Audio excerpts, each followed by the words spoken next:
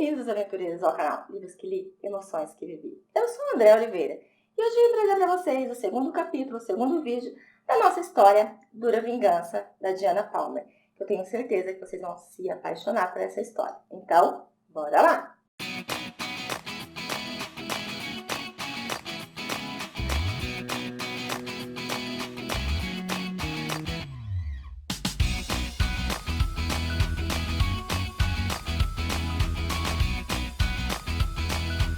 Então, continuando nossa história da Meredith e do Cyrus. Bom, ela tá trabalhando então no restaurante como garçonete, né? Que o Cyrus deu o emprego a ela. Ela tem ali na sua cabeça tudo formulado, porque durante o dia ela vai trabalhar como garçonete e durante a noite ela tem que chegar em casa, ela vai ter que assinar alguns papéis, ler alguns documentos e ainda ligar para o filho para poder matar não só a saudade, como também, né, dizer, filho, a mãe tá aqui, a mãe não abandonou você não, né? Porque ela via ele todos os dias e agora não vai poder mais vê-lo com tanta frequência. Já Cyrus, quando chega em casa, depois que dá um emprego a Meredith, ele acaba contando para Myrna, sua mãe, que a Meredith está de volta. E nesse momento a mãe dele fica surtada, porque, gente, ela tem muita coisa para esconder, muita. Imagine se a Meredith resolve abrir a boca. Ela acaba perdendo o seu filho, que já não é o mesmo homem de 6 anos atrás, porque a partir do momento que a Meredith foi embora, o filho dela se transformou em uma outra pessoa. Ele já não é mais tão carinhoso com ela, ele já não é tão presente como era antes, ele é aquele um que foca no trabalho para esquecer todo o resto. Então ela já sabe que o seu filho já não é mais como era antes. E com o retorno dessa mulher, pode ficar pior e o lado dela pode piorar também. Porque se o Cyrus descobre o que ela aprontou, ela tá lascada. Mediante ao que ele fala que ela voltou, ela começa numa discussão com seu filho para dizer que ele precisa se manter distante dela, que ela não é mulher para ele, que ele não pode esquecer tudo o que ela fez. E ele dá a entender que não quer nada com ela, mas a gente que é mãe, a gente sabe, né? Que fala uma coisa, mas no fundo quer outra. E por conta disso, ela começa a se fazer presente. Cyrus, ele vai todas as noites jantar nesse restaurante e ela acaba indo junto. Para ali, ela mostrar quem é que manda. Mas quem ela encontra? Ela encontra, gente, não aquela Meredith de 18 anos, aquela menina tímida, aquela menina medrosa, aquela menina insegura. Não, ela encontra uma mulher de verdade, uma mulher que consegue olhar de cima, uma mulher que tem postura, uma mulher que quando chega perto dela, a trata como se ela fosse qualquer outro cliente ali daquele estabelecimento. E isso faz com que a menina comece a espumar de ódio. Elas têm trocas ali de farpas, trocas de acusações, que só elas entendem? Sim, elas têm. E Cyrus fica olhando sem entender o que acontece com essas duas. Porque a gente tem que lembrar que Cyrus, gente, ele tá no meio das duas. Por um lado, ele vê a mãe, que é uma mulher super protetora, é uma mulher que sempre fez de tudo por ele, uma mulher que não mede esforços para ver ele feliz. E do outro, tem a mulher que ele ama, né? Que ele ama ainda, a gente sabe que ele ama. E que essa mulher que ele ama tá com mania de dizer que a mãe dele escondeu alguma coisa. Então, para ele tá muito difícil de ver essas duas, porque ele gosta das duas, né? Ele cria as duas na vida dele, só que as duas não se bicam. Ele entende que a mãe dele não gosta da Meredith por conta que ela é pobre, mas isso também não é justificativa para aquelas trocas de farpas. E ele fica ali ouvindo aquelas duas, tentando entender o que está acontecendo com aquela agressividade toda, mas ele acaba indo embora sem entender bulufas nenhuma. No outro dia, a Myrna, ela acaba indo até a casa da Meredith para poder jogar as claras com ela. Só que chegando lá, ela se depara com o Sr. Smith saindo da casa. Gente, o Sr. Smith é um homem alto, elegante, porque ele é um segurança, então ele anda de terno. Ele não é lindo, mas ele é um homem que tem presença, entendeu? E ele estava com carrão, né? Então, ela já ficou imaginando, né? Quem é esse homem que está saindo da casa dela essa hora da manhã? Quando ela entrou, ela já foi dizendo logo o que ela queria ali, que ela ia dar dinheiro para ela ir embora. Primeiro perguntou, né, por que ela estava ali, o que ela queria fazer naquela cidade. Trocaram muitas farpas, trocaram muitas acusações. A Myrna quis saber o que aconteceu com o neto dela, né? Se ela teve a criança, se ela deu para adoção. Ela falou, isso é algo que você nunca vai saber, eu nunca vou te contar. E eu também não quero seu dinheiro, porque o meu preço só é um, né? eu quero que você conte tudo para o Sirius. Que eu saí daqui grávida, que você mentiu em relação ao roubo, que você mentiu em relação ao... Quando disse que eu tive um caso com um fulano de tal lá, que eu não lembro o nome do rapaz. Então, se você contar tudo isso, eu vou embora. Se você não contar, não, eu vou continuar aqui. E aí termina as duas sem chegar a uma conclusão, porque a menina não vai deixar esse barato, né? Mas não vai mesmo. O Sirius, gente, ele acaba descobrindo por sua mãe que a Meredith teve uma visita. E ele acaba indo no restaurante para poder... gente, é engraçado, né? Ele vai lá para tirar satisfação dela. Ele vai lá porque ele quer saber quem é o rapaz, o que ele estava fazendo lá, o que ele tem a ver com aquele homem. Gente, peraí, né, meu filho? Faz 6 anos que você não vê a mulher, você deixou ela embora, você acreditou que ela não valia nada, agora você fica aí querendo saber quem é o cidadão que tá na casa dela? Então, vou falar que é palhaçada, hein?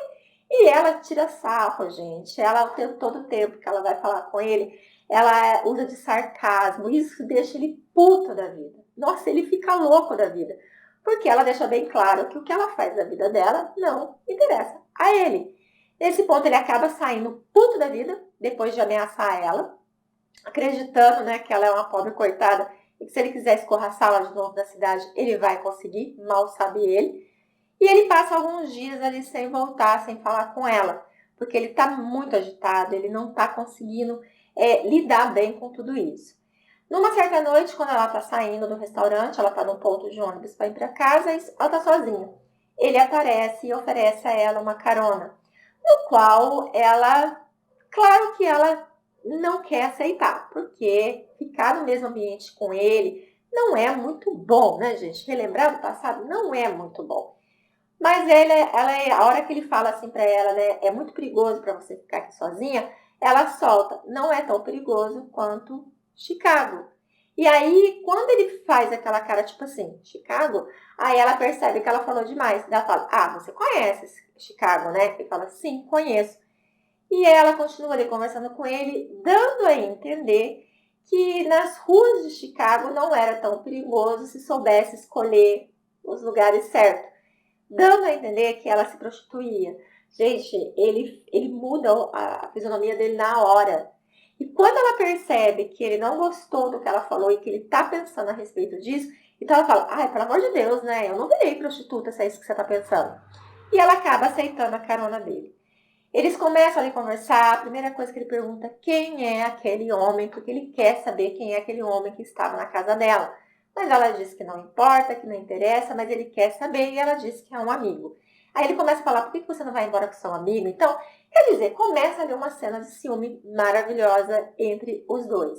E ela alfineta, gente, eu gosto dela porque ela alfineta, ela não faz assim, sou mocinha pura. Não, ela mostra porque ela veio mesmo. Então ela provoca ele de todos os momentos e eu adoro ver ele espumando de raiva, espumando de ciúme.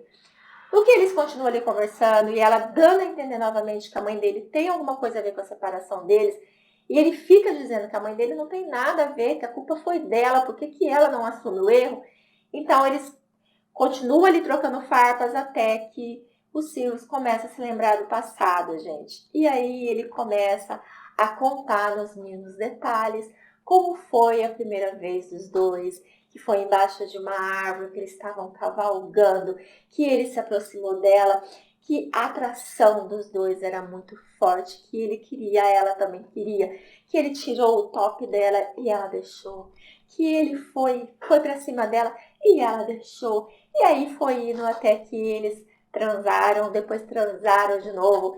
E como você vai ficar se lembrando disso, gente? Faz 6 anos que isso aconteceu, mas eles são apaixonados, eles começam a lembrar dos detalhes, e aí o fogo começa a nascer. E como é que você vai falar tudo isso, lembrar tudo isso, sem se engalfinhar?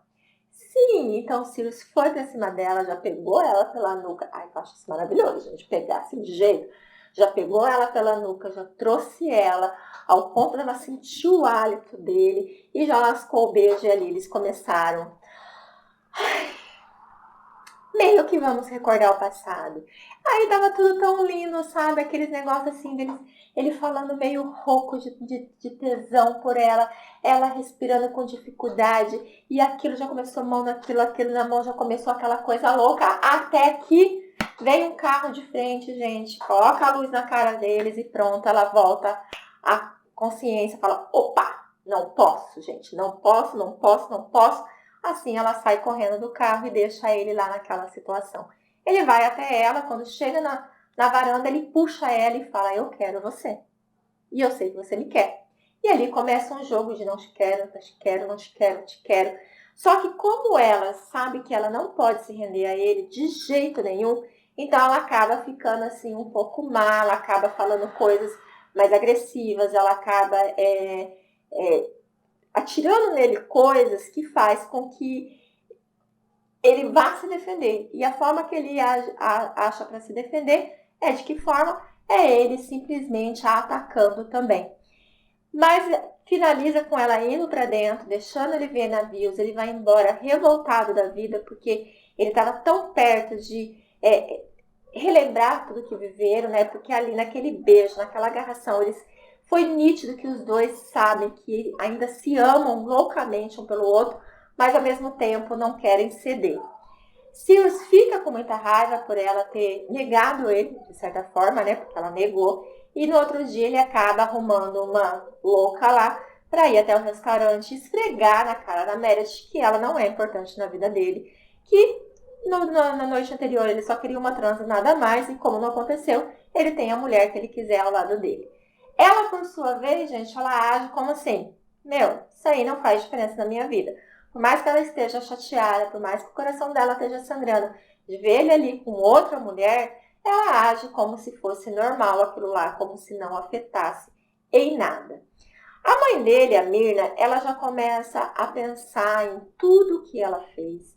Ela já começa a se arrepender, né, de não saber o que aconteceu com o seu neto ou neta. Ela começa a pensar na vida verdadeira dela, o que aconteceu no passado dela, que o seu filho não conhece, que ninguém conhece o passado dela, por que ela age dessa forma, por que ela quer tanto tirar a Meredith da vida do filho dela. E isso faz com que ela fique mais desesperada e que ela busque maneiras para conseguir tirar a Meredith da vida do filho dela de vez. Só que não será fácil, gente. Não será fácil. Mas eu vou parar por aqui, porque senão vai ficar longo esse vídeo. E daí no próximo eu trago para vocês, para contar um pouquinho mais para vocês de como está sendo essa vida dupla da Meredith, como vai ser a situação com o Sirius, porque ele não vai conseguir ficar longe da Meredith, não adianta, ele não consegue mesmo. E também vamos saber um pouquinho de Dom, porque Dom está armando pelas costas também da Meredith, porque ele quer a empresa para ele.